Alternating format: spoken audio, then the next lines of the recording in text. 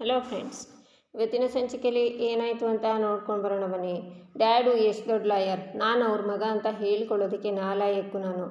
ಅವರು ದುಡ್ದು ಜೀವನದಲ್ಲಿ ಎಷ್ಟೆಲ್ಲ ಸಾಧನೆ ಮಾಡಿದ್ದಾರೆ, ಮನೆ ಹಣ ಅಂತೆಲ್ಲ ಮಾಡಿ ನಮ್ಮನ್ನೆಲ್ಲ ಇಷ್ಟು ದಿನ ಕಣ್ಣಲ್ಲಿ ಕಣ್ಣಿಟ್ಕೊಂಡು ನೋಡ್ಕೊಂಡಿದ್ದಾರೆ. ಆದರೆ ನಾನು ಅವ್ರ ಮಗನಾಗಿ ಏನು ಸಾಧನೆಯೂ ಮಾಡಿಲ್ಲ, ಹಣನೂ ಕೂಡಿಟ್ಟಿಲ್ಲ. ಹಾಗೇನಾದರೂ ಮಾಡಿದ್ದಿದ್ರೆ ಈಗ ಡ್ಯಾಡ್ ಕಷ್ಟದಲ್ಲಿರುವಾಗ ಸಹಾಯಕ್ಕಾದರೂ ಆಗ್ತಿತ್ತು. ನಾನೇನೂ ಪ್ರಯೋಜನ ಇಲ್ಲ ಭಾರ್ಗವಿ. ಮನೆಯವರೆಲ್ಲ ಇಂಥ ಪರಿಸ್ಥಿತಿನಲ್ಲಿ ಇದ್ದರೂ ನನ್ನ ಕೈನಲ್ಲಿ ಏನೂ ಮಾಡೋಕ್ಕಾಗ್ತಿಲ್ಲ. ಎಲ್ಲನೂ ನೋಡಿಕೊಂಡು ಸುಮ್ಮನೆ ಕೂತಿದ್ದೀನಿ. ಮನೆಗೆ ಬಾಡಿಗೆ ಕಟ್ಟೋದಕ್ಕೂ ಸಹ ನನ್ನ ಹತ್ರ ಹಣ ಇಲ್ಲದೆ ಇರೋ ಪರಿಸ್ಥಿತಿ ಬಂದಿದೆ. ಏನು ಮಾಡೋದು ಅಂತಲೇ ಗೊತ್ತಾಗ್ತಿಲ್ಲ ಅಂತ ಅರ್ಜುನ್ ಬೇಜಾರು ಮಾಡ್ಕೊಳ್ಳುವಾಗ, ಯಾಕೆ ಹಾಗೆ ಅನ್ಕೋತೀರಾ? ಪ್ರತಿ ಪಯಣಕ್ಕೂ ಮೊದಲನೇ ಹೆಜ್ಜೆ ಅಂತ ಇಡಲೇಬೇಕು ಅಲ್ವಾ? ಆವಾಗ ತಾನೇ ಜೀವನ ಮುಂದುವರಿಯೋದು. ನಾವು ಜಗನ್ಮಾವನ ವಿರುದ್ಧ ಕೇಸ್ ಹಾಕೋಣ, ಅವ್ರು ಮಾಡಿರೋ ಅನ್ಯಾಯನ ಕೋರ್ಟ್ ಮುಂದೆ ಎತ್ತಿ ಹಿಡಿಯೋಣ. ಎಲ್ಲದಕ್ಕೂ ನ್ಯಾಯ ಅಂತ ಇದ್ದೇ ಇರುತ್ತಲ್ವಾ? ನಮ್ಮದು ಏನು ತಪ್ಪಿಲ್ಲ ಅಂತ ಆದರೆ ಮನೆ ಆಸ್ತಿ ಎಲ್ಲ ನಮಗೆ ವಾಪಸ್ ಸಿಕ್ಕೇ ಸಿಗುತ್ತೆ ಪಾರ್ಥ ಅಂತಾಳೆ ಭಾರ್ಗವಿ. ನಾವು ಗೆಲ್ತೀವಿ, ಡ್ಯಾಡ್ ಮರ್ಯಾದೆ ಉಳಿಸ್ತೀವಿ ಅಂತ ಅನ್ಸುತ್ತೆ ಭಾರ್ಗವಿ ಅಂತಾನೆ ಅರ್ಜುನ್. ಖಂಡಿತ ಪಾರ್ಥ, ಆದರೆ ನಾವಿಬ್ಬರು ಹೀಗೆ ಬೇಜಾರಲ್ಲಿ ಕೂರೋದಲ್ಲ, ಪ್ರಯತ್ನನ ಪಡಬೇಕು. ಈಗಲೇ ನಾವು ಕೇಸಿಗೆ ಏನೇನು ಬೇಕೋ ಎಲ್ಲ ಸಿದ್ಧತೆನೂ ಮಾಡ್ಕೋಬೇಕು. ಸತ್ಯಕ್ಕೆ ಯಾವಾಗಲೂ ಜಯ ಇದ್ದೇ ಇರುತ್ತೆ. ಹೋಪ್ ಫಾರ್ ದ ಬೆಸ್ಟ್ ಅನ್ನೋ ಹಾಗೆ ನಾವು ಯಾವುದೇ ಕಾರಣಕ್ಕೂ ನಂಬಿಕೆನ ಕಳ್ಕೋಬಾರ್ದು. ಮನೆಯವರಿಗೆ ಧೈರ್ಯನ ತುಂಬಿ ಅವರನ್ನೆಲ್ಲ ಆದಷ್ಟು ಬೇಗ ನಾವು ನಮ್ಮ ಮನೆಗೆ ಕರ್ಕೊಂಡು ಹೋಗೋಣ ಪಾರ್ಥ ಅಂತ ದೊಡ್ಡ ವಿಲನ್ ಗಂಗಳನ್ನೇ ನಾವು ಜೈಲಿಗೆ ಕಳಿಸಿದ್ವಿ ಅಂದಮೇಲೆ ಜಗನ್ಮಾವ ಒಂದು ಲೆಕ್ಕನ ಹೇಳು ಅಂತಾಳೆ ಭಾರ್ಗವಿ. ಅದೇನೋ ನಿಜ, ನೀವು ನನ್ನ ಜೊತೆ ಇರುವಾಗ ನನಗೇನು ಭಯನೂ ಇಲ್ಲ. ಖಂಡಿತವಾಗ್ಲೂ ನಾವು ಈ ಕೇಸನ್ನು ಗೆಲ್ತೀವಿ ಅಂತ ಹೇಳ್ತಾನೆ ಅರ್ಜುನ್. ಇಬ್ಬರು ಸ್ಮೈಲ್ ಮಾಡ್ತಾರೆ. ಈಚೆ ಬೃಂದ ಅರ್ಜುನ್ ಕೊಟ್ಟಿರೋ ದುಡ್ಡನ್ನು ಬಾಡಿಗೆ ಕಟ್ಟದೆ ಹಾಗೆ ಸಾಕ್ಷಿ ಮತ್ತು ಜಗನ್ ಹತ್ರ ಬರ್ತಾಳೆ. ಆಗ ಸಾಕ್ಷಿ, ಮತ್ತ್ಯಾಕೆ ಬಂದೆ ಇಲ್ಲಿಗೆ? ನಿನಗೆ ಸ್ವಲ್ಪನಾದರೂ ನಾಚಿಕೆ ಮಾನ ಮರ್ಯಾದೆ ಇದೆಯೇನೆ? ಅಷ್ಟೆಲ್ಲ ಉಗ್ದು ಕಳಿಸಿದ್ರು ಮತ್ತೆ ಬಂದಿದೆಯಲ್ಲ ಅಂತಾಳೆ. ಚಿಕ್ಕತ್ತೆ, ಒಂದು ಸಲ ನನ್ನ ಮಾತು ಕೇಳಿ ಚಿಕ್ಕತ್ತೆ, ನಾನು ಯಾವತ್ತಿದ್ರೂ ನಿಮ್ಮ ಪರನೇ ಚಿಕ್ಕತ್ತೆ. ಮಾವ ಇರೋಕ್ಕೂ ಮನೆ ಇಲ್ಲದೆ ಬೀದಿಗೆ ಬೀಳೋಕ್ಕೆ ನಾನು ಒಂದು ಸೂಪರ್ ಪ್ಲ್ಯಾನ್ ಮಾಡಿದ್ದೀನಿ. ನನ್ನ ಮಾತು ಕೇಳಿ ಚಿಕ್ಕತ್ತೆ. ಜಗನ್ಮಾವ ನೀವಾದರೂ ಕೇಳಿಸ್ಕೊಳ್ಳಿ ಅಂತಾಳೆ ಬೃಂದ.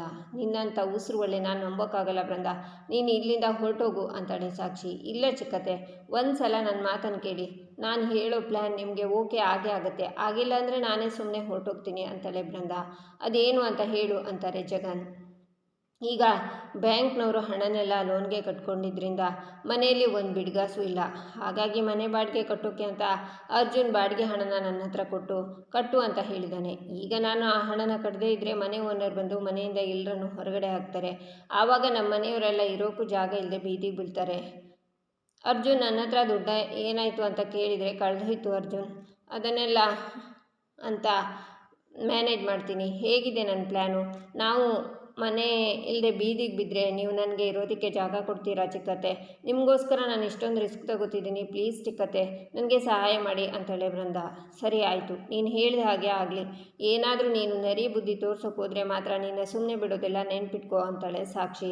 ಸರಿ ಚಿಕ್ಕತ್ತೆ, ನೀವು ಹೇಳಿದ ಹಾಗೆ ಕೇಳಿಕೊಂಡು ನೀವು ಹೇಳಿದ್ದನ್ನು ಮಾಡ್ಕೊಂಡು ಇದ್ಬಿಡ್ತೀನಿ. ನಿಮಗೆ ಎದುರಾಡಲ್ಲ ಅಂತಾಳೆ ಬೃಂದ. ಜಗನ್ ಮತ್ತು ಸಾಕ್ಷಿ ಸ್ಮೈಲ್ ಮಾಡ್ತಾರೆ. ಈಚೆ ಅರ್ಜುನ್ ಮತ್ತು ಭಾರ್ಗವಿ ಕೇಸ್ಗೆ ಬೇಕಾಗಿರೋದನ್ನೆಲ್ಲ ತಯಾರಿ ಮಾಡ್ಕೊತಿರ್ತಾರೆ.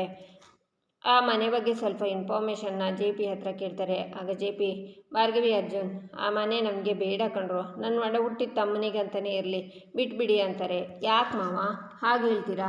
ಅದು ನೀವು ಇಷ್ಟು ವರ್ಷ ಕಷ್ಟಪಟ್ಟು ಸಂಪಾದನೆ ಮಾಡಿರೋ ಹಣ, ಅದನ್ನು ನೀವ್ಯಾಕೆ ಬಿಡಬೇಕು? ಅವರು ನ್ಯಾಯವಾಗಿ ಕೇಳಿದಿದ್ರೆ ನೀವು ಅದನ್ನು ಕೊಡ್ತಿದ್ರಿ ತಾನೆ? ಅವರೇ ನಮಗೆ ಮೋಸ ಮಾಡಿದರೆ ಅದಕ್ಕೆ ನಾವು ಅವರಿಗೆ ಸರಿಯಾದ ಉತ್ತರನ ಕೋರ್ಟ್ ಮುಖಾಂತರನೇ ಕೊಡೋಣ ಅಂತಾಳೆ ಭಾರ್ಗವಿ. ಆಗ ಅರ್ಜುನ್, ಹೌದು ಡ್ಯಾಡ್, ನಮ್ಮನ್ನೆಲ್ಲ ನಂಬಿಸಿ ನಮ್ಮ ಕತ್ತನ್ನು ಕುಯ್ದಿದ್ದಾರೆ ಜಗನ್ಮಾವ, ಅವರನ್ನು ಹಾಗೆ ಬಿಡೋಕ್ಕಾಗಲ್ಲ. ಅವರಿಗೆ ನ್ಯಾಯದ ರೀತಿಯಲ್ಲೇ ನಾವು ಪಾಠ ಕಲಿಸ್ಬೇಕು ಡ್ಯಾಡ್ ಅಂತಾನೆ. ಬೇಡ ಅರ್ಜುನ್, ನಮಗೆ ದೇವರು ದುಡಿಯೋ ಶಕ್ತಿ ಕೊಟ್ಟಿದ್ದಾನೆ, ಕೆಲಸನೂ ಕೊಟ್ಟಿದ್ದಾನೆ. ನಾವು ದುಡ್ದು ಅದೇ ಥರ ಮನೆನ ತಗೊಳ್ಳೋಣ. ಸುಮ್ಮನೆ ಸಂಬಂಧದಲ್ಲಿ ಕಿತ್ತಾಡೋದು ಬೇಡ ಅಂತಾರೆ JP. ಇಲ್ಲ ಡ್ಯಾಡ್, ನೀವೆಷ್ಟೇ ಹೇಳಿದರೂ ಇದೊಂದು ವಿಷಯದಲ್ಲಿ ನಿಮಗೆ ಮೋಸ ಆಗಿದೆ, ಅದನ್ನು ಸರಿ ಮಾಡಲೇಬೇಕು ಅಂತಾನೆ ಅರ್ಜುನ್. ಸರಿ, ನಿಮ್ಗೆ ಹೇಗೆ ಅನಿಸುತ್ತೋ ಹಾಗೆ ಮಾಡಿ, ಆದರೆ ಯಾರಿಗೂ ನೋವು ಕೊಡೋದು ಬೇಡ ಅಂತಾರೆ JP. ಸರಿ ಡ್ಯಾಡ್ ಅಂತಾನೆ ಅರ್ಜುನ್. ನಂತರ ಭಾರ್ಗವಿ ಜಗನ್ ಕೋರ್ಟಿಂದ ನೋಟಿಸನ್ನು ಕಳಿಸ್ತಾಳೆ. ನೋಟಿಸ್ ನೋಡಿ ಜಗನ್, ನಿಮ್ಮ ನೋಟಿಸ್ಗೆಲ್ಲ ನಾನು ಹೆದರ್ಕೋತೀನಿ ಅಂದ್ಕೊಂಡಿದ್ರ ಭಾರ್ಗವಿ? ನನಗೆ ಏನೇನು ಸಾಕ್ಷಿ ಡಾಕ್ಯುಮೆಂಟ್ಸ್ ಬೇಕೋ ಎಲ್ಲನೂ ರೆಡಿ ಮಾಡಿ ಇಟ್ಕೊಂಡಿದ್ದೀನಿ. ನೀವು ನನಗೆ ಏನೂ ಮಾಡೋಕ್ಕಾಗಲ್ಲ. ಕೋರ್ಟಲ್ಲೇ ನಾವು ಮೀಟ್ ಆಗೋಣ, ನನಗೇನು ಭಯ ಇಲ್ಲ ಅಂತ ನಗ್ತಾರೆ. ಈಚೆ ಮನೆ ಓನರ್ ಬಂದು ಮನೆ ಬಾಡಿಗೆ ಕಟ್ಟೋಕ್ಕೆ ಹೇಳಿದ್ದೆ, ಕಟ್ಟಿದ್ರೆ ನೀವು? ನನಗೆ ಸರಿಯಾದ ಟೈಮ್ಗೆ ಬಾಡಿಗೆನ ಕೊಡಬೇಕು, ಅದರಲ್ಲಿ ಯಾವುದೇ ತೊಂದರೆ ಆದರೂ ನಾನು ಸಹಿಸಲ್ಲ ಅಂತಾರೆ. ಆಗ ಅರ್ಜುನ್ ಬೃಂದಾನ ನೋಡ್ತಾ, ಅತ್ತಿಗೆ ನಿಮ್ಮ ಹತ್ರ ಕೊಟ್ಟಿದ್ನಲ್ಲ ಅತ್ತಿಗೆ, ದುಡ್ಡನ್ನು ಕೊಡಲಿಲ್ವ ನೀವು ಅಂತಾನೆ. ಅದು ಅರ್ಜುನ್, ಆ ದುಡ್ಡೆಲ್ಲ ಬೇರೆ ಯಾವುದಕ್ಕೋ ಖರ್ಚಾಗೋಯ್ತು ಅರ್ಜುನ್, ಏನು ಮಾಡೋದು, ಮನೆಯಲ್ಲಿ ಒಂದು ಬಿಡಿಗಾಸು ಇರಲಿಲ್ವಲ್ಲ, ಹಾಗಾಗಿ ನಾನು ಅದನ್ನು ಉಪಯೋಗಿಸ್ಕೊಂಡೆ, ಸಾರಿ ಅರ್ಜುನ್ ಅಂತಾಳೆ ಬೃಂದಾಕ್ಕ, ನಿನಗೆ ಸ್ವಲ್ಪನೂ ಜವಾಬ್ದಾರಿ ಅನ್ನೋದೇ ಇಲ್ವೇನೆ, ಹೇಳಿದ್ದನ್ನು ಮಾಡೋದು ಬಿಟ್ಟು ಬೇರೆ ಎಲ್ಲ ಮಾಡ್ತೀಯಾ, ಈಗ ಬಾಡಿಗೆ ಕಟ್ಟೋದಕ್ಕೆ ದುಡ್ಡು ಎಲ್ಲಿಂದ ಹೊಂದಿಸೋದು, ಹೋಗು ನೀನು ಹೊರಗಡೆ ಹೋಗಿ ಎಲ್ಲಾದರೂ ಕೆಲಸ ಮಾಡಿ ದುಡ್ಡನ್ನು ತಗೊಂಡು ಬಾ ಹೋಗು ಅಂತಾಳೆ ಭಾರ್ಗವಿ. ನಾನೇನು ಬೇಕು ಅಂತ ಮಾಡಲಿಲ್ಲ ಕಣೆ, ಸುಮ್ಮನೆ ಚಾನ್ಸ್ ಸಿಕ್ಕಿದ್ರೆ ಸಾಕು ನನ್ನ ಬೈಯೋದಕ್ಕೆ ಕಾಯ್ತಿರ್ತೀಯಲ್ವಾ ಅಂತಾಳೆ ಬೃಂದಾ. ರೀ ಸಾಕು ಮಾಡ್ರಿ ನಿಮ್ಮ ಜಗಳನ, ಒಟ್ಟಿನಲ್ಲಿ ನನಗೆ ನನ್ನ ಬಾಡಿಗೆ ಬಂದರೆ ಅಷ್ಟೇ ಸಾಕು, ಇಲ್ಲ ಅಂದರೆ ಸರಿ ಇರಲ್ಲ, ನಾನು ಸುಮ್ಮನೆ ಇರಲ್ಲ ಅಷ್ಟೇ ಅಂತಾರೆ ಓನರ್. ಸರಿ ಸರ್, ನಾನು ಹಣಕ್ಕೆ ಏನಾದರೂ ವ್ಯವಸ್ಥೆ ಮಾಡ್ತೀನಿ, ಸಂಜೆ ಒಳಗಡೆ ಕೊಡ್ತೀನಿ, ಗಲಾಟೆ ಮಾಡಬೇಡಿ ಪ್ಲೀಸ್ ಅಂತಾನೆ ಅರ್ಜುನ್. ಸರಿ ಅಂತ ಅವರು ಹೋಗ್ತಾರೆ. ಬೃಂದಾ ಸ್ಮೈಲ್ ಮಾಡ್ತಾಳೆ. ಭಾರ್ಗವಿ ಸಿಟ್ಟಿಂದ ಬೃಂದನೇ ನೋಡ್ತಾಳೆ. ಕೋರ್ಟ್ ಹಿಯರಿಂಗಿಗೆ ಹೋಗೋದಕ್ಕೆ ಭಾರ್ಗವಿ ಅರ್ಜುನ್ ರೆಡಿ ಆಗ್ತಾರೆ. ಶಕುಂತಲಾ ಅವರಿಬ್ಬರಿಗೂ ಗೆದ್ದು ಬನ್ನಿ ಒಳ್ಳೇದಾಗಲಿ ಅಂತ ಆಶೀರ್ವಾದ ಮಾಡ್ತಾರೆ. ನಿರ್ಮಲಾ ಮುಖ ಉಫ್ ಮಾಡಿಕೊಂಡು ನಿಂತಿರ್ತಾರೆ. ಅತ್ತೆ ನೀವೇನು ವರಿ ಮಾಡ್ಕೋಬೇಡಿ ಅತ್ತೆ, ಮನೇನ ನಾವು ವಾಪಸ್ ಪಡ್ಕೋತೀವಿ ಅಂತಾಳೆ ಭಾರ್ಗವಿ. ಇದಕ್ಕೆಲ್ಲ ಕಾರಣ ನೀನೇ ಅಲ್ವಾ, ಆ ಗಂಗನ ಮನೆಗೆ ಕರ್ಕೊಂಡು ಬಂದು ಸೇರಿಸ್ಕೊಂಡು ಏನೇನೆಲ್ಲ ಅನಾಹುತ ಆಯಿತು, ಅದರಿಂದಾಗಿ JP ಜೈಲಿಗೆ ಹೋದರು, ಅವರನ್ನು ಬಿಡಿಸೋದಕ್ಕೆ ನಾವು ಜಗನ್ ಹತ್ರ ದುಡ್ಡು ತಗೊಳ್ಳುವಾಗ ಅವನು ಕಟ್ಕೊಂತಾರ ಅಣ್ಣ ಅನ್ನೋ ರಕ್ತ ಸಂಬಂಧ ಅನ್ನೋ ಕನಿಕರನು ಇಲ್ಲದೇನೆ ಸಹಾಯ ಮಾಡ್ತೀನಿ ಅಂತ ಆಸೆ ತೋರಿಸಿ ನಮ್ಮ ಮನೇನ ಕಿತ್ಕೊಂಡ. ಅವತ್ತು ನೀನು ಸ್ವಲ್ಪ ಎಚ್ಚರಿಕೆಯಿಂದ ಅದನ್ನು ಓದಿ ಸೈನ್ ಮಾಡಿದಿದ್ರೆ ನಮಗೆ ಇಂಥ ಪರಿಸ್ಥಿತಿನೇ ಬರ್ತಿರ್ಲಿಲ್ಲ, ಎಲ್ಲದಕ್ಕೂ ನೀನೇ ಕಾರಣ, ಅದಕ್ಕೋಸ್ಕರನಾದರೂ ನೀನು ಮನೇನ ವಾಪಸ್ ಕೊಡಿಸ್ಲೇಬೇಕು ಭಾರ್ಗವಿ, ನೀನು ಮಾಡಿದ ತಪ್ಪನ್ನು ನೀನು ಸರಿ ಮಾಡಲೇಬೇಕು ಅಂತಾರೆ ನಿರ್ಮಲಾ.